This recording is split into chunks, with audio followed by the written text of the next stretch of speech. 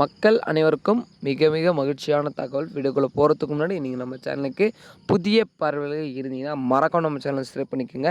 அது மட்டும் மக்களே, என்னுடைய கோரிக்கை என்னவென்றால், நமது வீடியோவை பார்க்குற அனைத்து மக்களும் 98% மக்கள் வந்து பார்த்திங்கன்னா சப்ஸ்கிரைப் பண்ணாமல் பார்க்குறாங்க.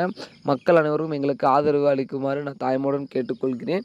அது மட்டும் இல்லை, வாங்க வீடியோக்குள்ளே போகலாம். அதாவது அதிமுகவில் இணைந்த விஜய் முதல்வர் பதவி கொடுத்தாச்சு. அதாவது என்னடா சொல்கிறீங்க அப்படின்றது தெளிவாக பார்க்கலாம்.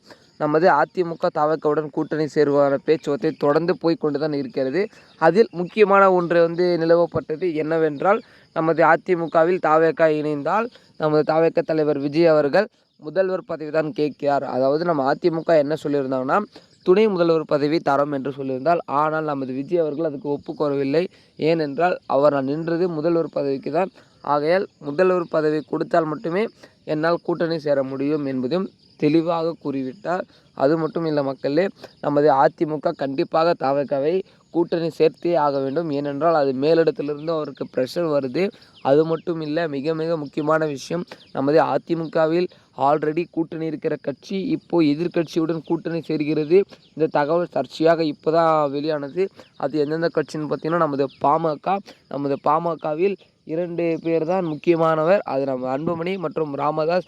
இவர்கள் இருவரை பேர் தான் வைத்து அன்புமணி ராமதாஸ் என்று நாம் கூறுவோம்.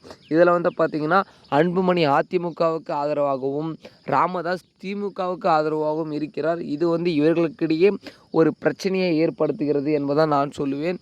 இதை வந்து பொறுத்திருந்து பார்க்கலாம். அவர்கள் இருவரில் யார் எடுக்கும் முடிவு உறுதியான முடிவு மற்றும் தெளிவான முடிவு என்பதை. ஏனென்றால் சட்டமன்ற தேர்தல் நெருங்கி கொண்டிருக்கும் வகையில் எந்தெந்த கட்சியுடன் கூட்டணி என்பதே மக்களுக்கு இன்னும் தெரியவில்லை.